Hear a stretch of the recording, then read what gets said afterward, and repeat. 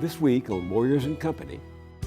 When you have more and more control of the media in the hands of a few of these giant billion-dollar corporations, I think you're not going to have the kind of debate and discussion and information that makes a democracy, our democracy, the kind of democracy it should be.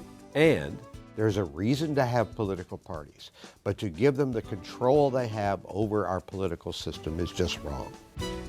Funding is provided by Carnegie Corporation of New York, celebrating 100 years of philanthropy and committed to doing real and permanent good in the world. The Kohlberg Foundation, Independent Production Fund, with support from the Partridge Foundation, a John and Polly Guth charitable fund. The Clements Foundation, Park Foundation, dedicated to heightening public awareness of critical issues. The Herb Alpert Foundation, supporting organizations whose mission is to promote compassion and creativity in our society. The Bernard and Audrey Rappaport Foundation. The John D. and Catherine T. MacArthur Foundation, committed to building a more just, verdant, and peaceful world. More information at macfound.org. Ann Gumowitz. The Betsy and Jesse Fink Foundation. The HKH Foundation. Barbara G. Fleischman, and by our sole corporate sponsor, Mutual of America, designing customized individual and group retirement products. That's why we're your retirement company.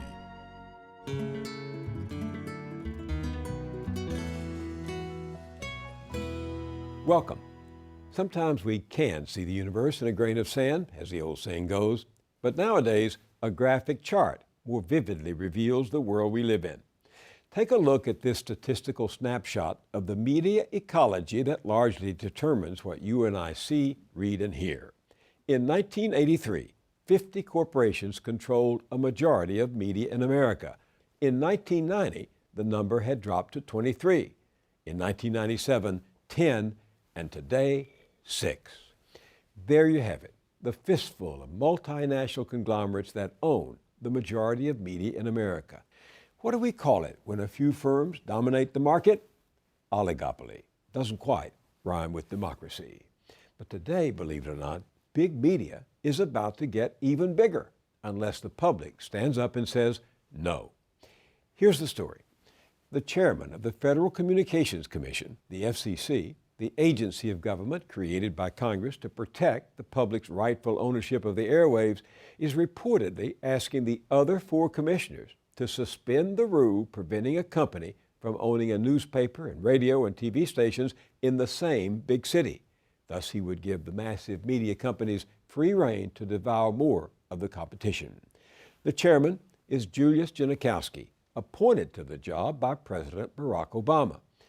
Now, the FCC tried to pull this same stunt under a Republican chairman back in the second term of George W. Bush. But at hearings held around the country, an angry public fought back. We told you a year ago when you came to Seattle that media consolidation is a patently bad idea. No ifs, ands, or buts about it. So with all due respect, I ask you, what part of that didn't you understand? I'm a Republican and I'm a capitalist, but some areas of our private sector must be regulated.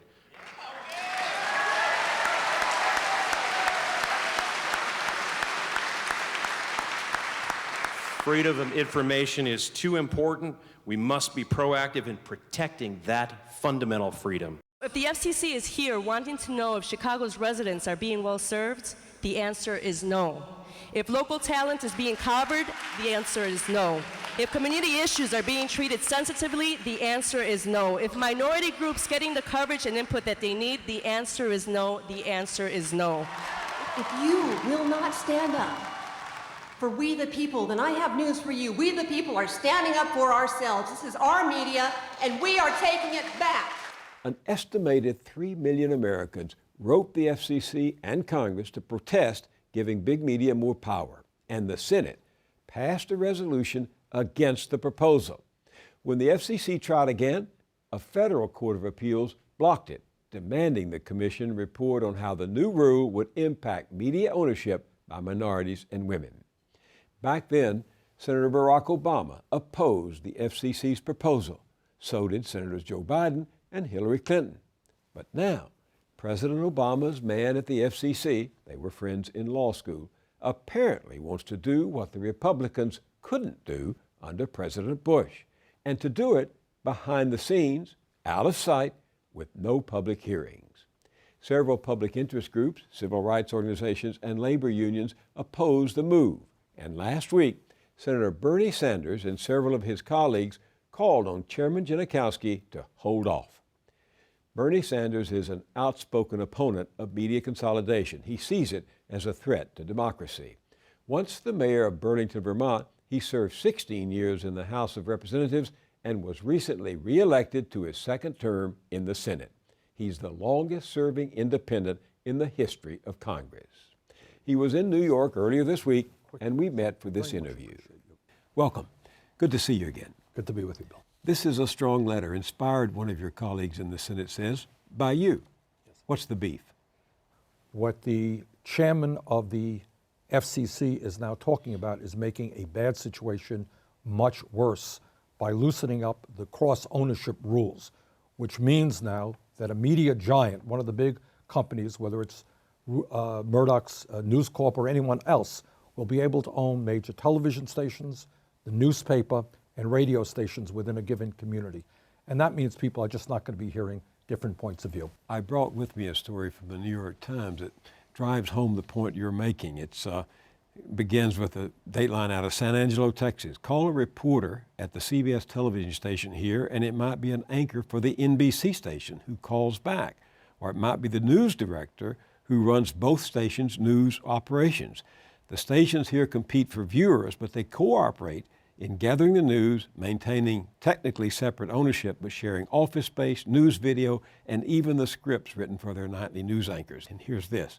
The same kind of sharing takes place in dozens of other cities, from Burlington, Vermont, your home state, where Fox and ABC stations sometimes share anchors, to Honolulu, where the NBC and CBS stations broadcast the same morning news. Is that what you're talking about? That's exactly what I'm talking about. I can tell you that when I was mayor of that same city, Burlington, Vermont, and we used to hold press conferences, you would have 4 or 5 or 6 different radio stations showing up. You know, we'd be talking about the school board or the city council, local issues. Now, if we're lucky, we'll have one radio station showing up, and that's true all over the United States of America. And the point here is not right-wing or even left-wing. The point is that the tendency of corporate America is not to discuss at length the real issues that impact ordinary people. If you owned a television station, for example, do you think you'd be talking about the impact that Citizens United has on the American political system when you're receiving huge amounts of money because of Citizens United? If you are General Electric, which has been a major outsourcer of jobs to China and other countries, do you think you're going to be talking about trade policy in the United States of America, or maybe nuclear power in the United States of America? This puzzles me. The FCC tried to do essentially the same thing 4 years ago, as you know, in the last year of the Bush administration. And the Senate went on record against it. You passed a strong resolution to say this far and no further. Why would President Obama's FCC chairman try to do now what the Republicans couldn't do then?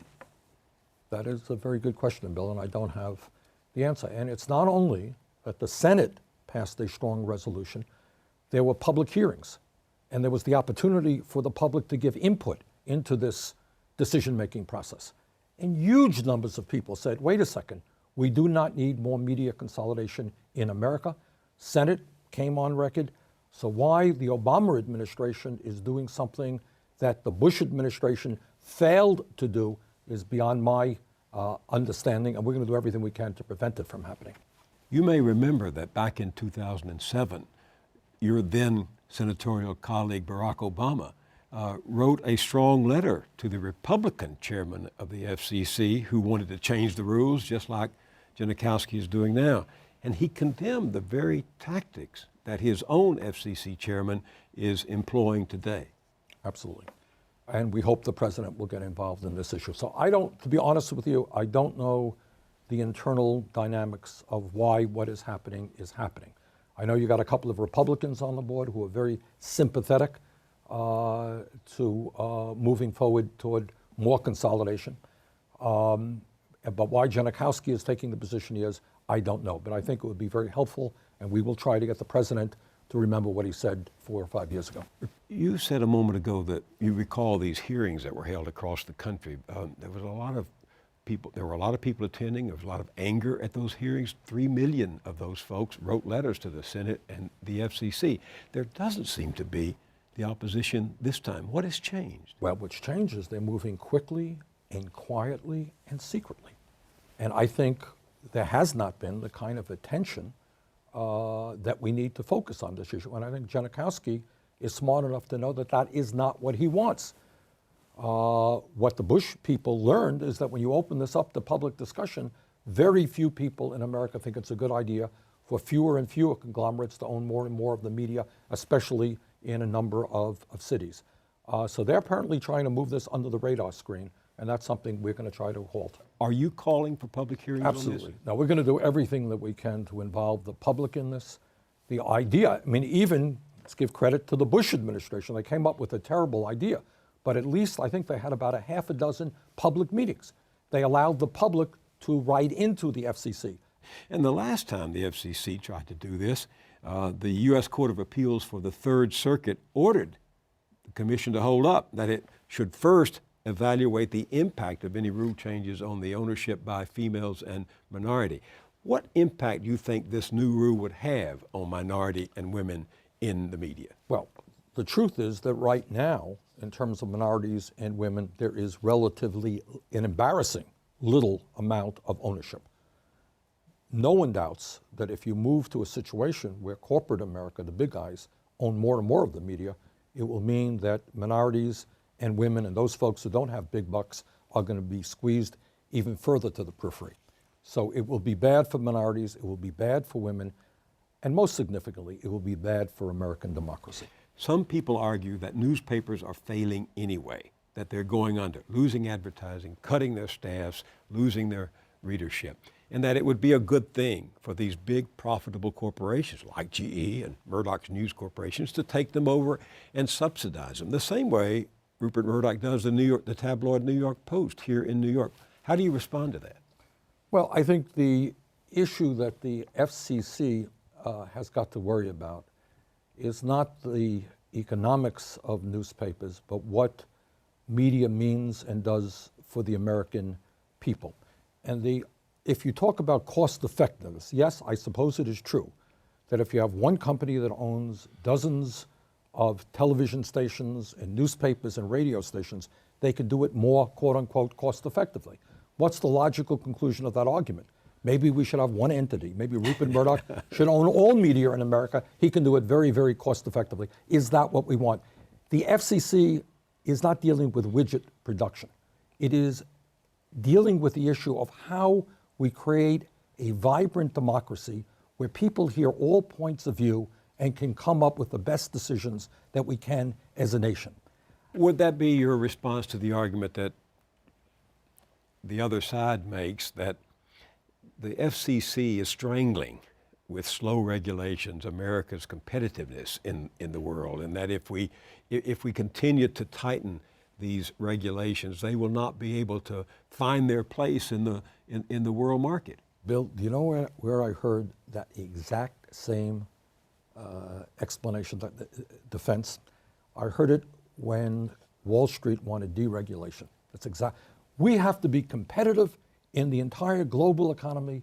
Let's deregulate Wall Street so we can compete internationally. I don't believe that for a second. Look, the issue is we live in a country where millions of people really have not had the opportunity to learn about the dynamics of what goes on in American society. Major, major issues are literally get very, very little discussion.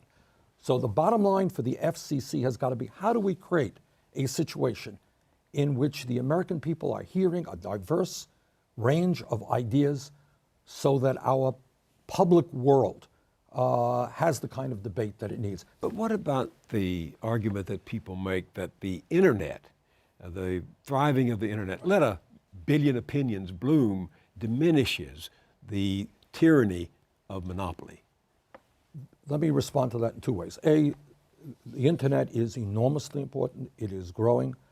But the bottom line is that most people today still get their information from television and from radio. That's 74%, I believe, the research does. So maybe, second of all, when you go to the internet, what websites do you think people are going to? They're going to the same websites owned by the New York Times or CNN or Time Warner. Those are the largest websites in the country, and people are getting their information from the same folks. So yes, I think the internet plays an important role, but that is not a valid reason to allow for more media consolidation. In a practical sense, Rupert Murdoch owns the Wall Street Journal, the New York Post, which he subsidizes, $50 or $60 million a year we read. What would it mean if he were able, under this rule, to buy the Chicago Tribune and the Los Angeles Times? And he owns Fox Television, of course. Of course. I mean, again, it's not to just pick on Murdoch. I think the idea that one person, who in this case happens to be a right-wing billionaire, can have that much influence in media is very dangerous for our democracy. And by the way, of course, in terms of Murdoch, he owns a lot of media in Australia, in the United Kingdom. I believe he owns media in Eastern Europe.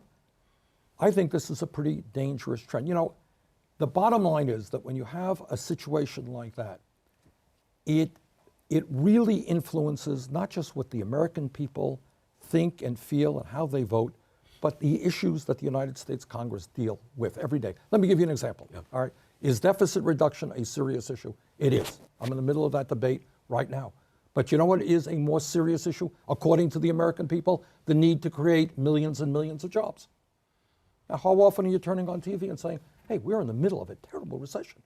It is. We have 15% real unemployment or underemployment in America. We've got to create millions of jobs. That's what working people are saying.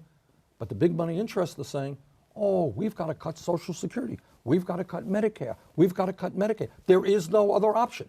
So I give you that just as an example of how corporate media throws out one set of ideas where the American people are thinking that jobs are probably more important. It has probably not escaped your attention that the mantra fiscal cliff, fiscal cliff, fiscal cliff is played out every night on the evening news and the corporate news. What does that say to you, that you'd get fiscal cliff, but not job crisis, job crisis, job crisis? It tells me, quite frankly, that many of these people, who, by the way, did not have much to say about the deficit when we went to war in Iraq and Afghanistan and didn't pay for it. I didn't hear too many people in the media complaining about that. What it tells me is that behind the corporate drive for deficit reduction is a significant effort to try to cut Social Security, Medicare, and Medicaid, and other programs that working families need, not so much because of deficit reduction, because this has been the agenda of Republicans and right-wingers for a very long time. So how do you see this fiscal debate playing out in the next couple of weeks? We have those of us who say that deficit reduction is a serious issue. I believe it is. But believe very strongly that at a time when we have the most unequal distribution of wealth and income of any major country on earth, people on top doing phenomenally well, middle class is disappearing, that most Americans agree with many of us in the Senate who say, yes, we are going to ask the wealthiest people to see an increase in their tax rates. They are going to have to pay more in taxes. We have to end the absurdity of 1 out of 4 corporations in America not paying a nickel in taxes, and that we can do deficit reduction in a way that is fair, not on the backs of the elderly, the children, the sick, and the poor. That is my view. That's the view of the vast majority of the American people.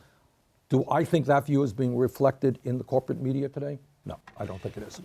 Quickly, I have been around even longer than you in numbers of years, and I've never seen even a good program that can't be made better by careful and intelligent reform. Yes. Isn't there something to be done about Medicare that would meet the other side and say, yes, we're willing to make these changes because we think these changes are justified? The answer is yes, if the challenge was, how do you make Medicare more efficient and save money for the taxpayers? For example, the Veterans Administration negotiates drug prices with the pharmaceutical industry.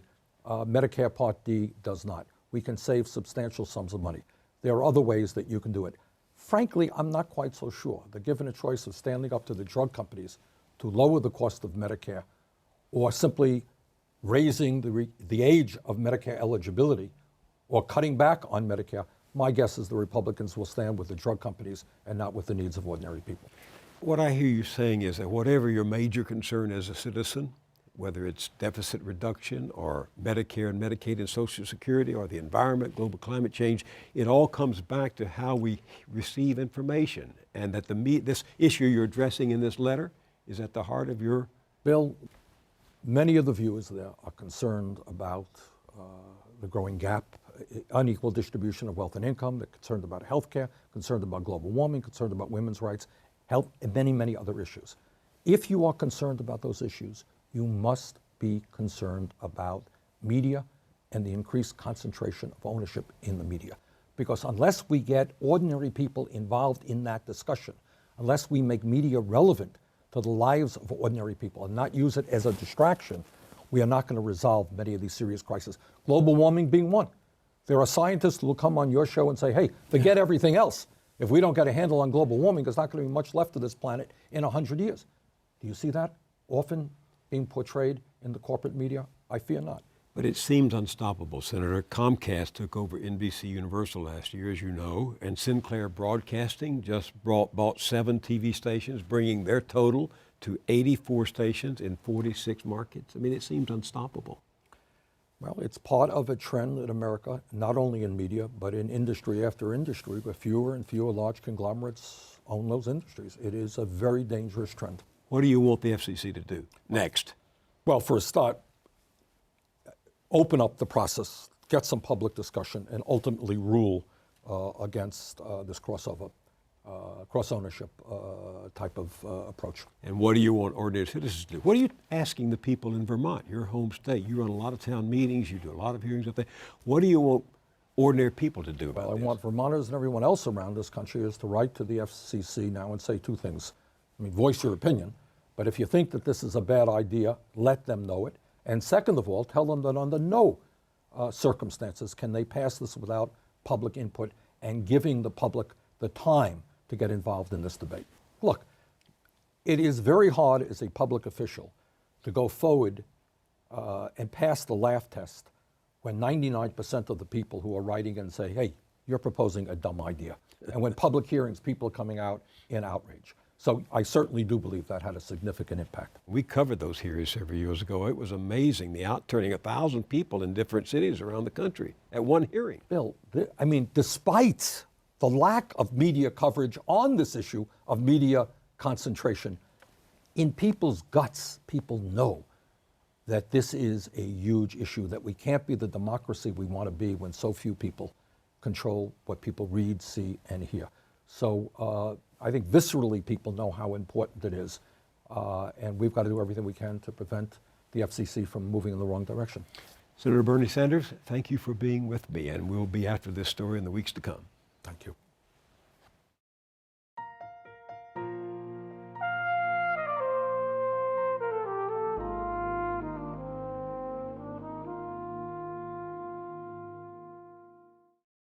You've no doubt been following the maneuvers in Washington over the country's finances. Well, they're heading now toward a showdown. Unless someone blinks, the collision of irresistible forces with immovable objects will be felt around the world. President Obama says he won't budge when it comes to ending the Bush tax cuts for the wealthy. And as rumors mount that some Republicans may be willing to give ground on taxes, conservatives in the party are shouting, "Remember the Alamo," and demanding their leaders in Congress yield not an inch. Dozens of conservative activists, outraged at the prospect of compromise, have sent an open letter to Republicans in the House and Senate, quote, to stand firm and not surrender your conservative principles. Their hero, of course, is this man, known around town simply as Grover. No, not the Muppet, but the chief enforcer of the notorious Norquist pledge against taxes. Republican candidates for office must sign or risk defeat by right-wing candidates in primaries where a turnout of die-hard partisans can decide the outcome. Among Republican politicians, fear of Grover has been greater even than fear of God, and such fear has kept Republicans in Congress from voting to raise taxes for 22 years, all the way back to 1990. Mickey Edwards was still in Congress then, an 8-term representative from Oklahoma, and a formidable leader among conservatives who nonetheless knew how to work with opponents to get things done. He chaired the Republican Policy Committee, was a founding trustee of the Conservative Heritage Foundation, and served as national chairman of the American Conservative Union.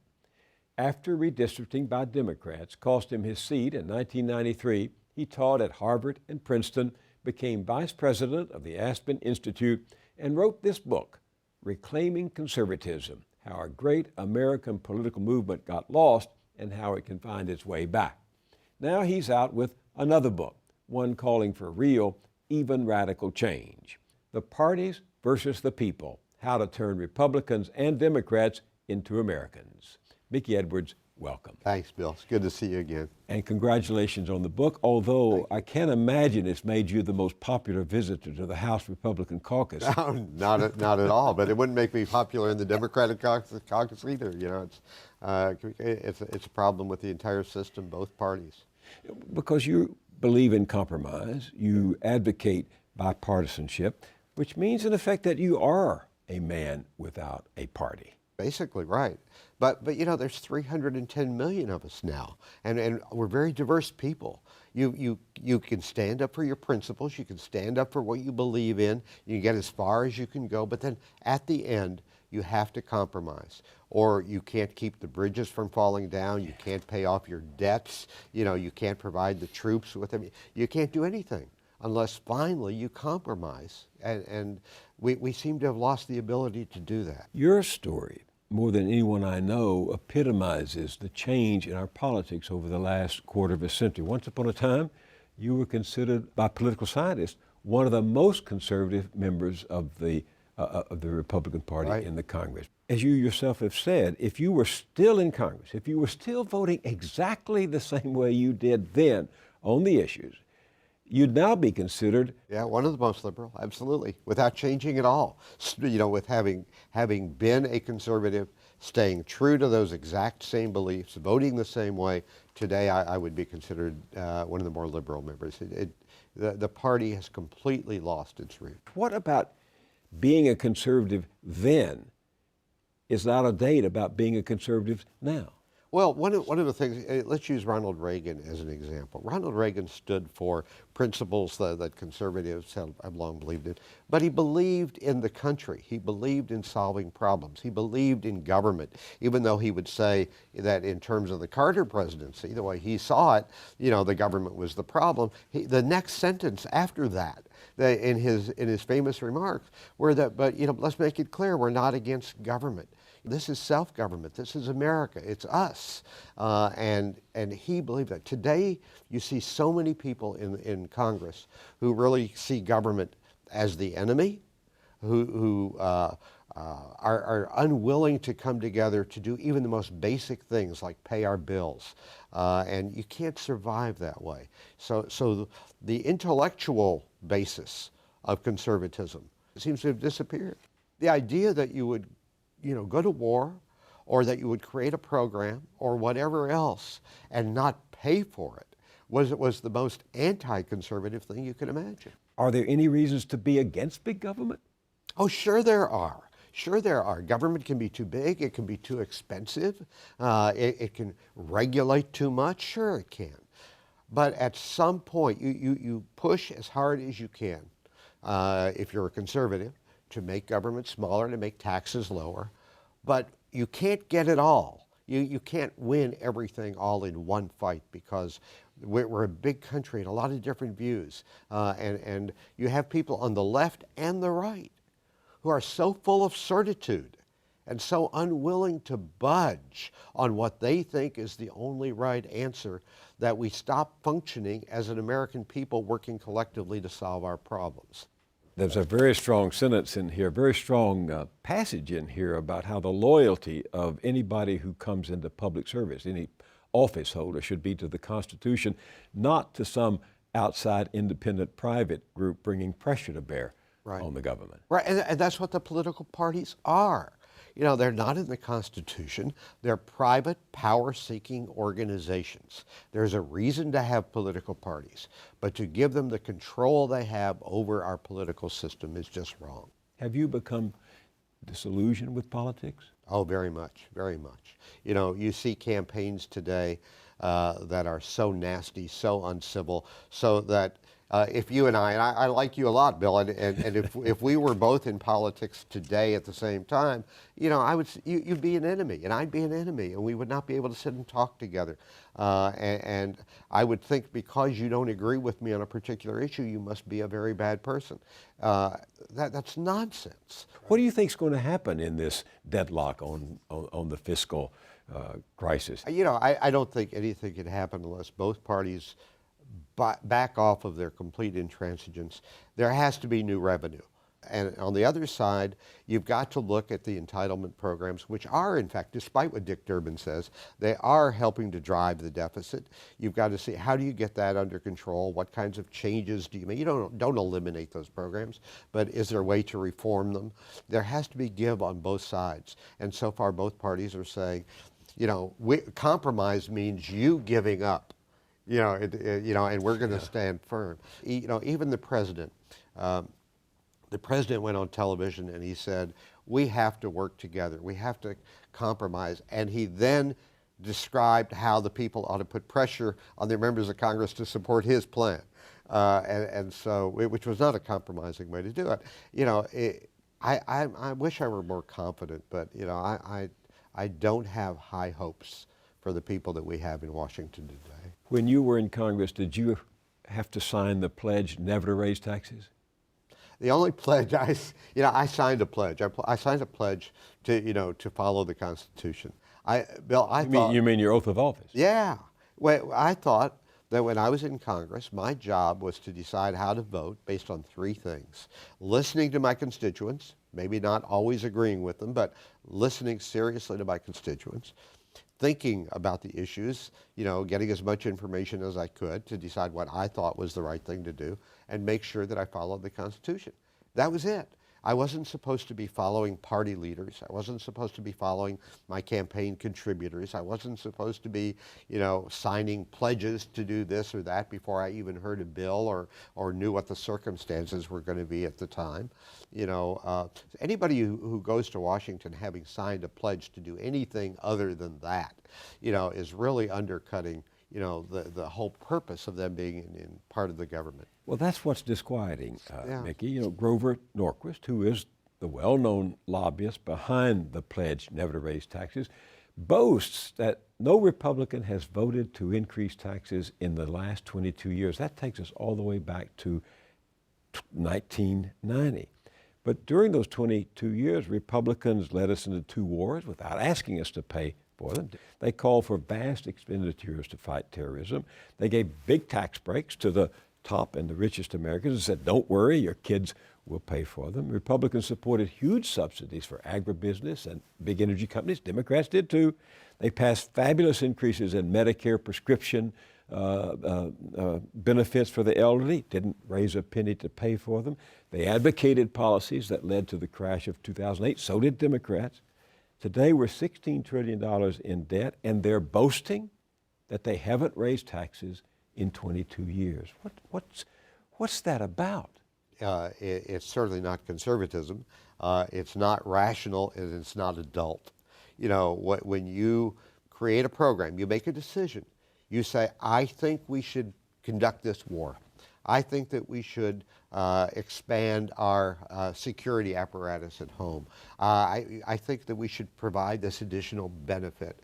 Then you pay for it. You vote to do it, and then you say, here's what it's going to cost, and you pay for it. You know, Republicans may complain about the federal debt, but they're as responsible as the Democrats for the debt being as large as it is. And once you have already done that, then you have an obligation to pay it down. You know, so the idea that what you're going to do is say, you know, we're not going to raise taxes, we're not going to close loopholes, we're not going to do anything. That means that we're not going to pay off what we've already created. I mean, that's childish. That's childish. That's very interesting you say that, because Grover Norquist says he came up with this scheme for the pledge against taxes when he was 12 years old. Seriously. In other words, the party of Abraham Lincoln, Theodore Roosevelt, and Dwight D. Eisenhower is in the grip of an ideology conceived by a pre-teenager who apparently remains to this day in a state of arrested adolescence. Well, the fact is, the idea that, no, I'm not ever going to do this, no matter the circumstances, no matter if we're at war or whatever, it is a 12-year-old kind of thinking. It's a childish way of thinking. But you can't just blame Grover. There are members of the United States Senate and United States House who have signed those pledges. And let me say, that we're talking about taxes, and that's the Norquist pledge. But supporters of other positions on immigration, a lot of different issues, when you're running for office, ask you to sign a pledge. Sign a pledge that you will support this, sign a pledge that the right thing for a member of Congress to say is, you know the way I think, you know what my values are, I will look at the issues through that lens, but the oath of office I take says that my job is to serve the country and the Constitution, and I'm not going to sign any pledges. I'm just going to take the oath of office. Nonetheless, consider these figures. In the last Congress, the Congress presently leaving Washington, 238 representatives and 41 senators signed the Norquist Pledge. That's a total of 279. In the new incoming Congress, 219 representatives and 39 senators signed it, a total of 258. That's a little over half the Congress has taken this pledge, which means deadlock in the next 3 weeks is inevitable if they honor that pledge. So what they need to do is to say, I have two pledges here, two pledges side by side. One is to Grover Norquist. One is to the Constitution of the United States. Which one am I going to honor? And that's the choice they have to make. And you have to be honest about the conversation. Because on the tax raising side of it, it's, the argument is we're going to tax the multimillionaires. But actually the proposal is $250,000. It's not millionaires and it's not multimillionaires. And so there's dishonesty coming from both sides, and both sides digging in their heels and saying, we're just not going to budge. And you can't operate that way. That's why I say they should act as Americans, not Republicans or Democrats. This is not about fixing the problems of the country. It's about the elections of 2014. Let me play for you an interview that Norquist did with Politico's Mike Allen. This president is not going to extend. He knows that he loses his leverage that way. Well, the Republicans also have other leverage, continuing resolutions on spending and the debt ceiling increase. They can give him debt ceiling increases once a month. They can have him on a rather short leash, on a small, here's your allowance, come back next month if you've behaved. Okay, wait, you're proposing that the debt ceiling be increased month by month? Monthly. Monthly if he's good, weekly if he's not. It does seem apparent that Norquist is prepared to bring the government down if he has to, if he doesn't get his way. I don't know why anybody's paying any attention to him. He doesn't hold any public office. He's a self-declared leader who goes around saying, this is what I want you to do. But where does he get his strength? Where does he get the force that makes people pay attention to him? It's the fact that the people who are the most ideological will turn out, and even if they're a small percentage of the electorate, they will decide who can go forward. That's the weapon he's got, is if you don't go along, I can turn out enough people, not very many, but I can turn out enough people to beat you in a primary and end your career. But he also gets his strength from his money. Would it surprise you to learn that in one given period recently, 2 billionaire-backed groups, one associated with the Koch brothers, one with Karl Rove's network of mysterious givers, these two groups donated over 60% of Grover Norquist's budget. I mean, isn't that what's really gone wrong with the system, that the lobbyists, chiefly preventing a more equitable tax system, is beholden to the plutocrats? Money plays way too big a part in our political system today. from both sides. There's way too much money coming into it that there's no control over. That what you have, well, let me tell you, in my book, Bill, I probably have the most extreme position on this of anybody, because what I have proposed in terms of political campaigns, that no money should come from any source other than from individual human beings. I would get rid of political action committee money, political party money, labor union money, corporate money. I would go down to small amounts that are instantly reported, all transparent. I think we have to do that because it is this money pouring in. What comes out at the end is not representative of what the American people want. The system gets skewed by these super influences, whether it's the president's PACs and the Democratic Party PACs and super PACs, or the Republican Party super PACs. That's got to change. Well, no ideas can make it as long as we're in the grip of an undemocratic process, Exactly. which determines who's going to make those decisions. One of the lines in my book is that all I'm trying to do here is put democracy back into our democracy. What our founders did that was exceptional was they decided we are not going to be subjects, we're going to be citizens. So instead of the government telling us what to do, we'll tell the government what to do. And that only works if the people themselves have the power to decide who's going to be making the laws. And it's not just a few, whether they're plutocrats or ideologues or whatever, who are able to skew the system. You said a moment ago that Ronald Reagan believed in the country. Are you suggesting that, or was it just a slip of the tongue, that maybe John Boehner and that Republican leadership today don't believe in the country? No, the members of Congress who I know in both parties are patriotic. They love the country. But we've created an incentive system that gets you knocked off in your primaries, unless you are willing to be intransigent and to say, I will never compromise. Richard Murdoch beat Dick Lugar in Indiana by saying I will never compromise. Bill, thank goodness he wasn't at the Constitutional Convention. We wouldn't have a country today. How did we incentivize obstinacy? Well, one of the things that's happened is that the ideologues in both parties have really started focusing on the primaries because we have a system, 46 of the 50 states, if you lose in your party's primary, your name cannot be on the ballot in November. After Joe Biden became vice president and Delaware had to elect a new senator. So Mike Castle obviously was going to be the next senator. Everybody knew that. But he lost a primary to a lady named Christine O'Donnell. So there's a state of 1 million people. A Tea Delaware. Party person. A Tea Yeah, Party. yeah. But with 1 million people in Delaware, only 30,000 voted for her in the primary, and that was enough to keep Mike Castle off the ballot. And the 1 million people in Delaware couldn't choose him. And and that's true in almost every state. So that's how it's happened. The ideologues have focused on using the party primaries to elect people who are not representative, maybe not even representative of their own party, but the other candidates now cannot be on the ballot in November. The Congress has most of the major power in this country about war, about taxes, about spending. So when you narrow the choices that the American people have as to who's going to serve in Congress, in the House or Senate, you're really undermining the whole democratic system. And I don't know if you noticed this example just the other day.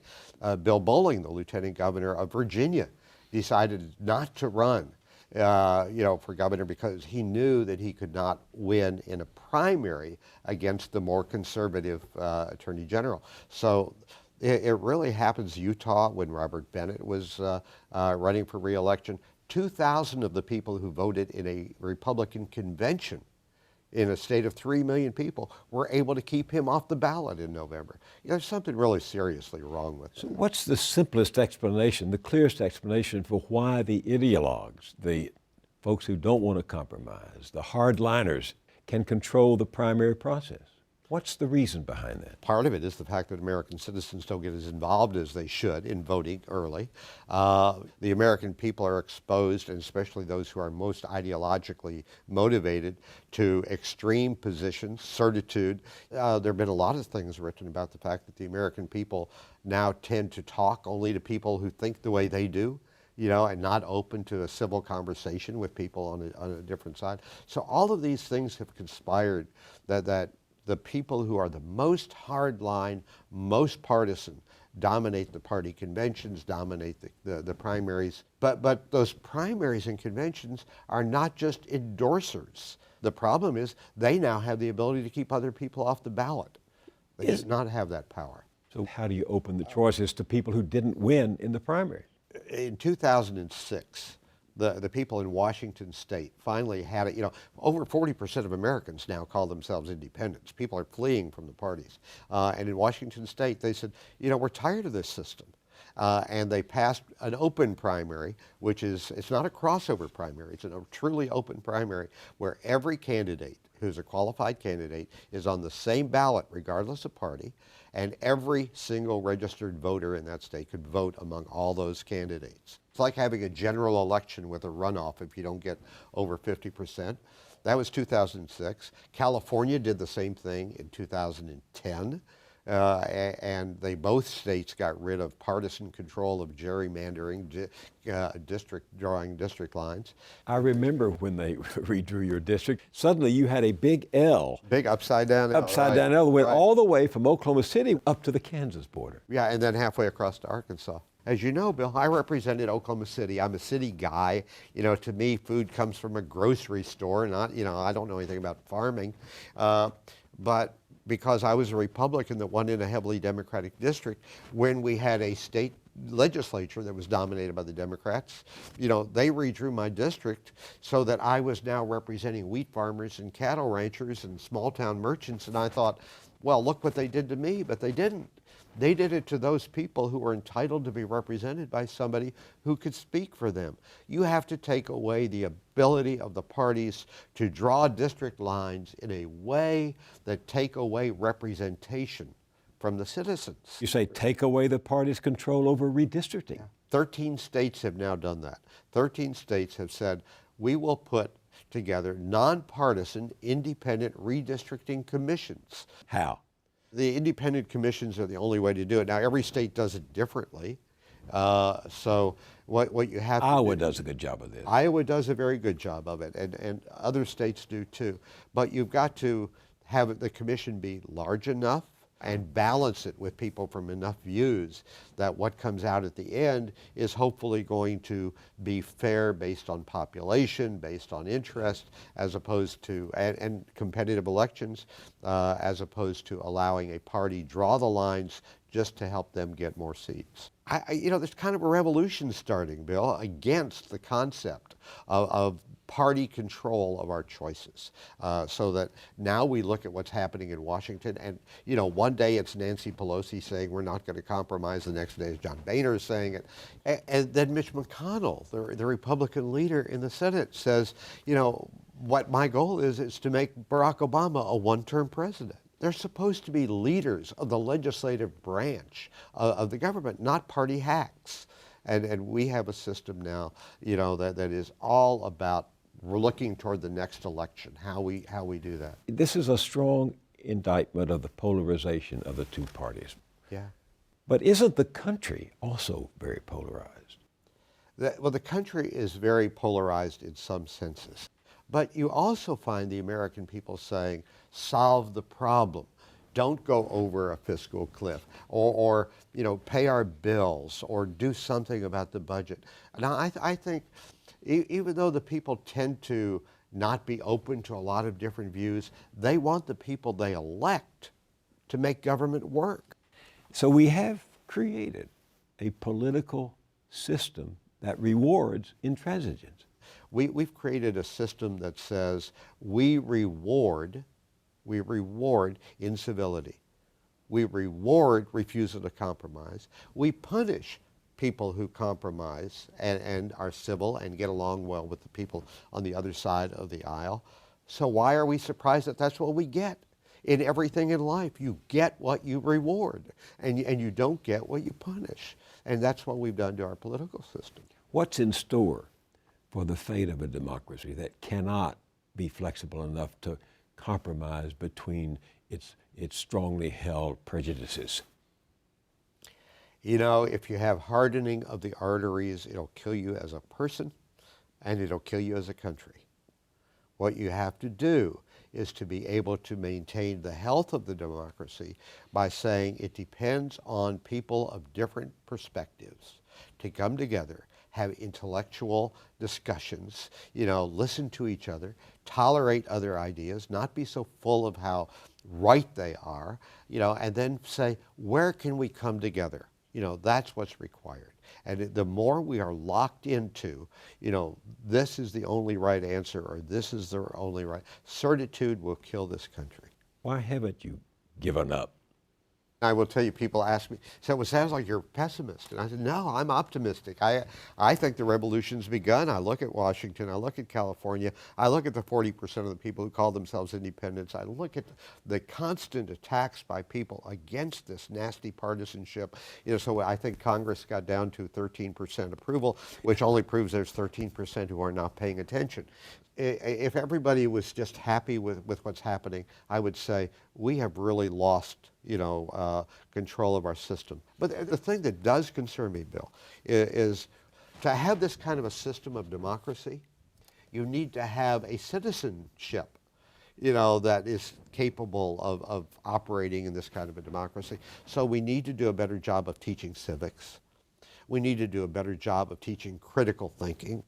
We need to have more citizens who engage, show up in the primary, show up in the elections. We can start by fixing the political system.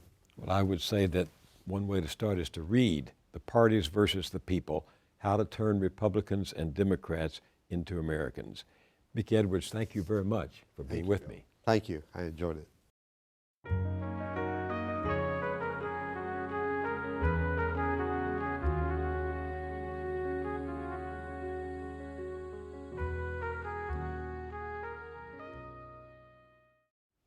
Don't you wonder just who is this Grover Norquist who has such a maniacal hold on the Republican Party? Mickey Edwards isn't the only conservative who would like to see the party free itself from his grip. Writing in the Financial Times last week, the conservative journalist Christopher Caldwell describes the Norquist pledge as a partisan document, a ratchet driving taxes down to unsustainable levels, and it symbolizes a political system short on legitimacy. Norquist claims the pledge is something politicians make to their constituents, not to him.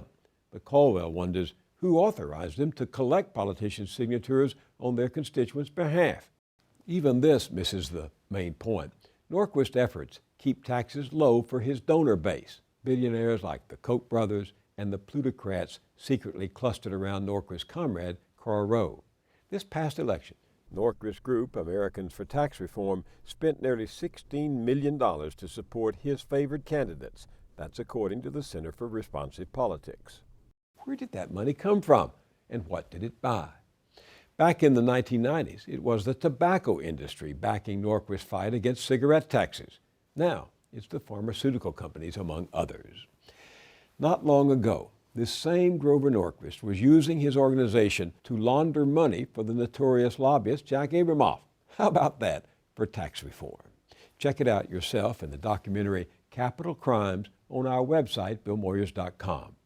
You'll see the story of how the man who has the Republican Party under his thumb came to Washington to start a revolution and wound up running a racket. Now he's the proxy for the powerful interest groups that finance him. So, not only does the Norquist pledge symbolize a political system short on legitimacy, as Christopher Caldwell wrote, it isn't even about principle or ideology. Conservatism, my foot. It's all about the money. Coming up on Moyers & Company, poet James Autry on living a life of gratitude no matter what. The world is very much with us, and I'm no Pollyanna, but I choose gratitude as an interior journey, an interior practice, that sort of discipline that if I can choose to be grateful for my life, love the life I have in the midst of all this, then I can be grateful for other things.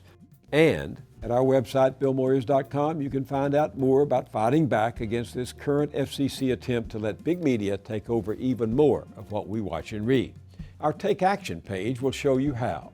Also, take time to look at our Group Think section, where a lively and diverse collection of contributors gather to discuss whether corporate giants should have so much control over how citizens of a democracy get their information. That's all at BillMoyers.com. I'll see you there, and I'll see you here next time.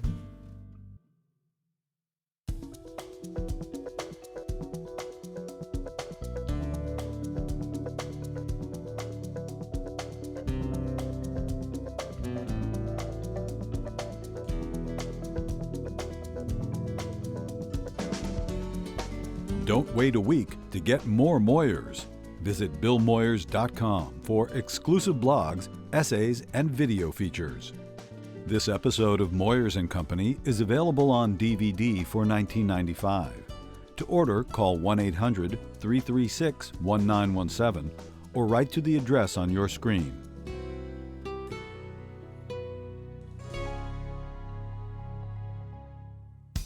Funding is provided by Carnegie Corporation of New York, celebrating 100 years of philanthropy and committed to doing real and permanent good in the world.